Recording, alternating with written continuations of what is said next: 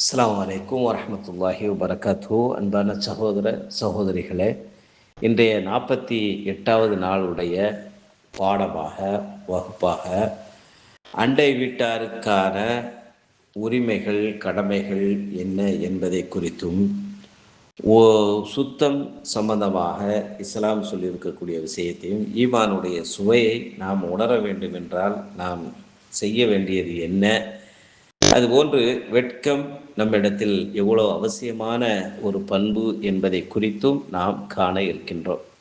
முதலாவது விஷயம், அண்டை வீட்டாருக்கான உரிமை கடமைகள் என்ன என்பதை நாம் பார்த்து விடுவோம். முஹம்மது நபி ஸல்லல்லாஹு அலைஹி வஸல்லம் அவர்கள் கூறியதாக, அவருடைய தோழர்களில் ஒருவரான அபூ ஹுரைரா ரலியல்லாஹு அன்ஹு என்ற நபி தோழர் சொல்லுகிறார், யார் அல்லாஹுவையும் மறுமை நாளையும் நம்பிக்கை கொண்டு உள்ளார்களோ அவர் தன்னுடைய அண்டை வீட்டாருக்கு தீங்கு செய்யாமல் இருக்கட்டும். யார் அல்லாஹுவையும் மறுமை நாளையும் விசாரித்து தீர்ப்பு வழங்கக்கூடிய தீர்ப்பு நாள் தான் மறுமை நாள், அதையும் நம்பிக்கை கொண்டு இருக்கிறாரோ அவர் தன்னிடத்தில் வரக்கூடிய விருந்தினரை கௌரவிக்கட்டும், கண்ணியப்படுத்தட்டும். யார் அல்லாஹுவையும் மறுமை நாளையும் நம்பிக்கை கொண்டு உள்ளாரோ அவர் பேசினால் நல்லதை மட்டுமே பேசட்டும் அல்லது அமைதியாக இருக்கட்டும்.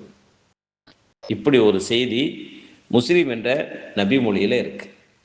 அப்போ இந்த ஹதீஸ் என்றால் நபி மொழி நமக்கு சொல்லி தருகின்ற பாடம் என்னவென்று சொன்னால், இஸ்லாம் பொதுவாக மனித மக்களுக்கிடையே அன்பையும் பரஸ்பரத்தையும் உதவி புரிவதையும் இது போன்ற நற்பண்புகளை கட்டாயமாக்கி இருக்கிறது.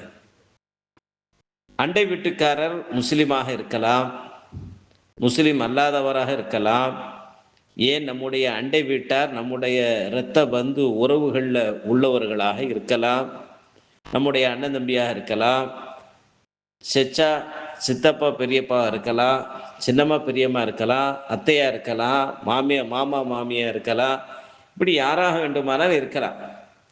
அப்போ அந்த அண்டை வீட்டுக்காரர்களோடு நாம் அழகிய முறையில் உறவையும் பேண வேண்டும், அவர்களோடு பரஸ்பர உதவுகின்ற பண்போடு நாம் இருக்க வேண்டும். அவர்களுக்கு நம்மால் நாவாலேயே செயலாலே தொல்லை தராமல் இருக்க வேண்டும். பக்கத்து வீட்டுக்காரருக்கு நன்மை செய்வது, அவங்களுக்கு தீங்கு இழைக்காமல் இருப்பது, அவர்களுடைய வீட்டிற்குள்ளால் அனுமதி இல்லாமல் நாம் செல்லவும் கூடாது, பொதுவாக எந்த அந்நிய வீட்டுக்கும் செல்லவும் கூடாது. குறிப்பாக நம்மளோட பக்கத்து வீடு தானே, நம்ம மேலோடு கீழே வீடு தானே, எதிர்த்த வீடு தானேன்னு சொல்லி உரிமையோட அனுமதி வாங்காமல் அடுத்தவருடைய இல்லத்துக்குள்ள நுழையக்கூடாது. அதே போல் எட்டி பார்க்கவும் கூடாது, ஒளிஞ்சு ஒட்டு கேட்கவோ மறைந்து நின்று எட்டி பார்ப்பதோ இதுவெல்லாம் கூடவே கூடாது என்பதை இஸ்லாம் நமக்கு தெள்ள தெளிவாக சொல்லி காட்டி இருக்கிறது. நபி அவர்களுக்கு அண்டை வீட்டாருடைய உரிமையும் உறவையும் கடமையையும் பற்றி அதிகமாக ஜிப்ரீல் என்ற வானவ தூதர் அல்லாஹ்வின் புறத்திலிருந்து வந்து அடிக்கடி அண்டை வீட்டார் குறித்து உபதேசித்து கொண்டு இருப்பார்கள். அதுபோல் பாவங்களில் பெரும்பாவம் எது? நம்முடைய அண்டை வீட்டுக்காரருக்கு நாம் கெடுதல் செய்வது, அவர்களுக்கு அநீதம் இழைப்பது, அவர்களோடு தப்பான உறவுகளை வைத்து பழகுவது, பேசுவது, உறவு கொள்வது எல்லாம் பெரும் பாவங்களில் உள்ளது என்று நாம் புரிந்து கொள்ள வேண்டும். இது ஒரு விஷயமாச்சுங்களா? அடுத்து, இஸ்லாத்தில் எந்த அளவுக்கு சுத்தத்தை பற்றி பேசப்பட்டிருக்கு? முகமது நபி ஸல்லல்லாஹு அலைஹி வஸல்லம் அவர்கள் சொன்னார்கள், யாருடைய உள்ளத்தில் கடுகு அளவு அணு அளவு பெருமை உள்ளதோ, கர்வம் உள்ளதோ, அவர் சொர்க்கத்தில் நுழைய மாட்டார். இப்படி சொன்ன உடனே முகமது நபியுடைய சபையில் ஒரு நபி தோழர், ஒரு மனிதர் எழுந்து, அல்லாஹ்வின் தூதரே, ஒருவர் தன்னுடைய ஆடை, அவர் அணிந்திருக்கக்கூடிய அணிகலன்கள், காலணி அழகாக இருக்க வேண்டும் என்று விரும்புகிறார். அப்போ அதுவும் பெருமையில் வந்து சேருமா, கர்வத்தில் வந்து சேருமா என்று கேட்டார்கள். அப்போ நபி அவர்கள் சொன்னார்கள், அல்லாஹ் அழகானவன், ஜமீல் அழகானவன், அவன் அழகையே விரும்புகிறான். பெருமைன்னா என்ன, கர்வம்னா என்ன, சுய தம்பட்டம்னா என்ன, அகந்தை, அகங்காரம், அகம்பாவம் எதுவென்று சொன்னால், சத்தியத்தை ஏற்க மறுப்பது அல்லது சத்தியத்தை அடுத்தவருக்கு தெரியாமல் மறைப்பது. சத்தியத்தை மறைச்சு நேரத்துக்கு சூழ்நிலைக்கு ஆளுக்கு தகுந்த மாதிரி பேசுறது, நடிக்கிறது. அப்போ இதெல்லாம் ஒரு மனிதனிடத்தில் கர்வம் இருக்கிறது என்பதற்கான அடையாளம். உண்மையை ஏற்க மறுப்பது, உண்மையை உள்ளபடி சொல்லாமல் மறைப்பது, அதுபோன்று ஏனைய மனிதர்களை இழிவாக மனதில் நினைப்பது, கேவலமாக பேசுவது, நடத்துவது, பிற மக்களை இழிவுபடுத்துவது, அசட்டை செய்வது, அலட்சியப்படுத்துவது, இதுவெல்லாம் கர்வத்தினுடைய வெளிப்பாடு என்று முகமது நபி சொன்னார்.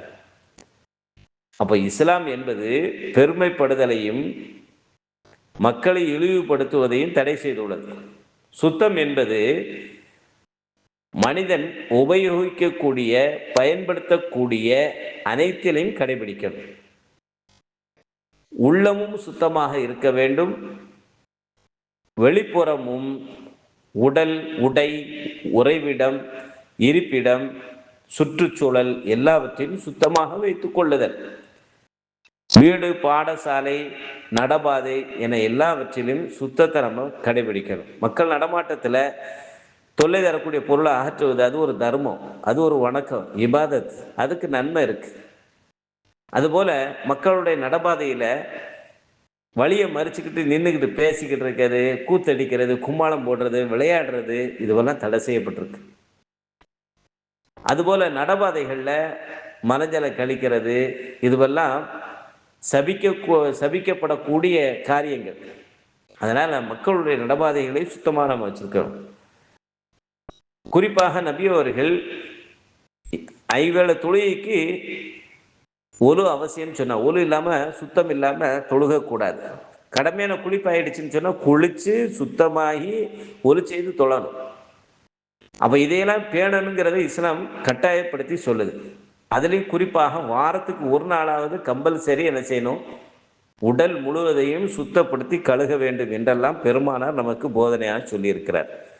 அப்போ உள்ள சுத்தம், உடல் சுத்தம், உறைவிட சுத்தம், ஆடை சுத்தம் என எண்ணங்கள் சுத்தமாக இருக்கணும், பேச்சு சுத்தமாக இருக்கணும், கொடுக்கல் வாங்கல் சுத்தமாக இருக்கணும், வியாபாரம் சுத்தமாக இருக்கணும். எல்லா வகையிலுமே சுத்தத்தை நாம் கடைபிடிக்கணும். ஏன்னா இஸ்லாத்தில் சொல்லப்பட்டிருக்கக்கூடிய ஒவ்வொரு சட்டத்திட்டங்களும் கடமைகளுமே சுத்தத்தை சரிபாதியாக சொல்லியிருக்கிறது.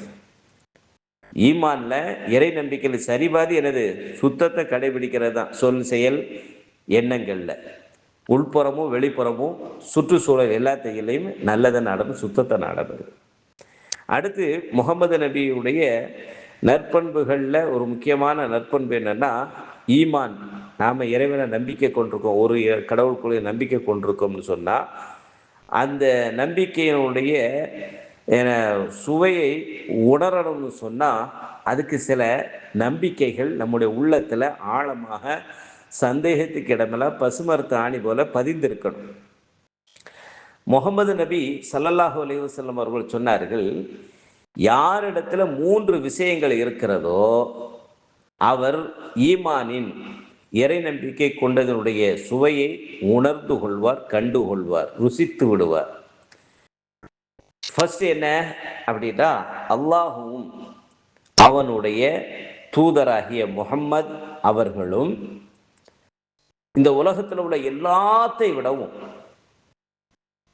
மனைவி, மக்கள், தாய் தந்தையர்கள், பிள்ளைகள், சொத்து சுகங்கள், நண்பர்கள், தன் உயிரிலும் மேலாக அல்லாஹுவையும் அவனால் அங்கீகரிக்கப்பட்ட இறை தூதரான முகமதையும் நாம் விருப்பத்திற்குரியவர்களாக நம்மிடத்தில் நாம் ஆக்கிக்கொள்ள வேண்டும். 2வது விஷயம், அல்லாஹ்விற்காகத்தான் ஒருவரை நேசிக்கிறதும் ஒருவரை நாம் வெறுப்பதாக இருந்தாலும் அல்லது நேசிப்பதாக இருந்தாலும் கொடுப்பதாக இருந்தாலும் கொடுக்காமல் தடுத்து வைத்துக் கொள்வதாக இருந்தாலும் சுயநலத்துக்காக காழ்ப்புணர்வுக்காக இல்லாமல் அல்லாஹ் யாருக்கு எதற்கு கொடுக்க வேண்டும் என்று சொல்லியிருக்கிறானோ அவர்களுக்கு அதுக்கு கொடுக்கணும். ஒருத்தர் சாராயம் குடிக்க துட்டு கேட்கனா கொடுக்கக்கூடாது. ஒருக்க பசின்னு சொல்லி நம்மள்கிட்ட கையேந்தி கேட்குறான்னா இருக்கிறத கொடுக்கணும். இதுதான் அல்லாஹ்வுக்காக கொடுக்கணும். அல்லாஹ்வுக்காக ஒருத்தனை கொடுக்காம தடுத்து வைக்கிறது அவன் பாவமான விஷயத்து கேட்குறான், அதனால கொடுக்க மாட்டேன். அப்போ அல்லாஹ் சொன்னால் கொடுப்பேன், அல்லாஹ் எந்த காரியத்துக்கு கொடுக்க சொல்லியிருக்கானோ கொடுப்பேன், எந்த காரியத்துக்கு கொடுக்கக்கூடாதுன்னு சொல்லியிருக்கேன் அதுக்கு நான் கொடுக்க மாட்டேன்.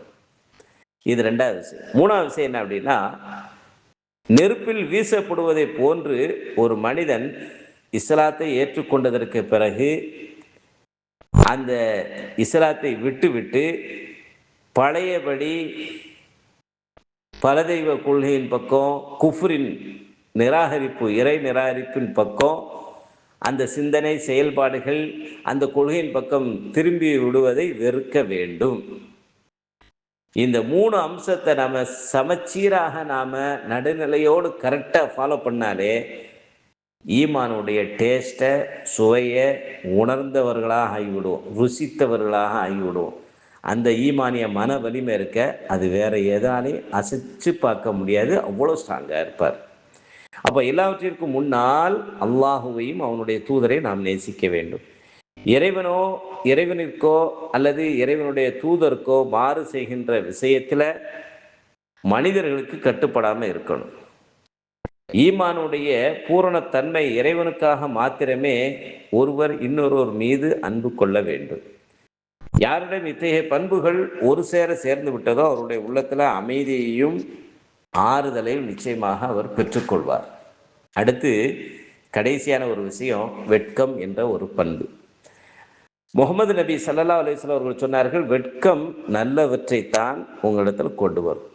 மேலும் சொன்னார்கள், முந்தைய நபித்துவத்தில் இருந்து, இறைவனுடைய தூது செய்திகளில் இருந்து மக்கள் அடைந்து கொண்ட ஒரு சொல் கூற்று என்னவென்று சொன்னால், உன்னிடத்தில் வெட்க உணர்வு இல்லை என்றால், நீ வெட்க நாணப்படவில்லை என்று சொன்னால், நீ விரும்பியதை செய்து கொள்ள உன்னை எவனாலும் திருத்த முடியாது. ஒன்று சொல் புத்தி இருக்கணும், சுய புத்தி இருக்கணும்.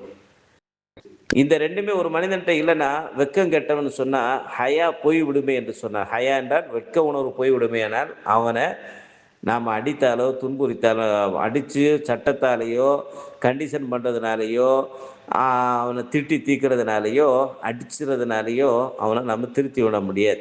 ஏன்னா அவன்கிட்ட வெட்க உணர்வு இல்லை. நம்மளை ஏன் அடிக்காங்க, நம்மளை ஏன் திட்டுறாங்க, நம்ம எதுக்காக சொல்கிறாங்க, இதை பகுத்து அறிந்து சரியாதன தேர்வு செய்யக்கூடிய திறன் இல்லாதவன்கிட்ட எந்த இதை பேசி எந்த பிரயோஜனம் இல்லை.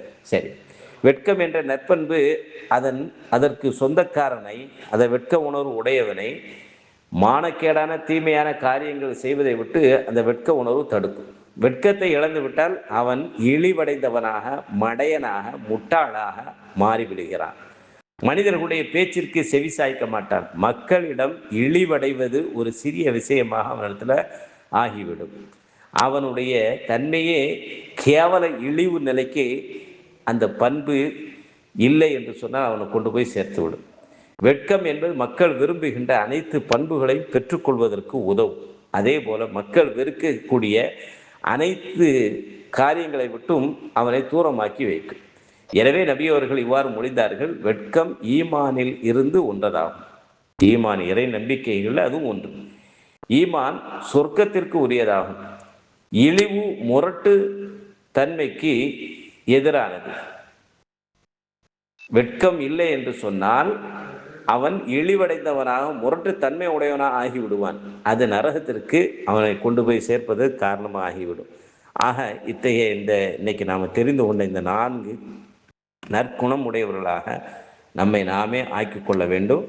மீண்டும் சில நற்பண்புகளோடு நாளைய வகுப்பில் உங்களை சந்திக்கின்றேன்.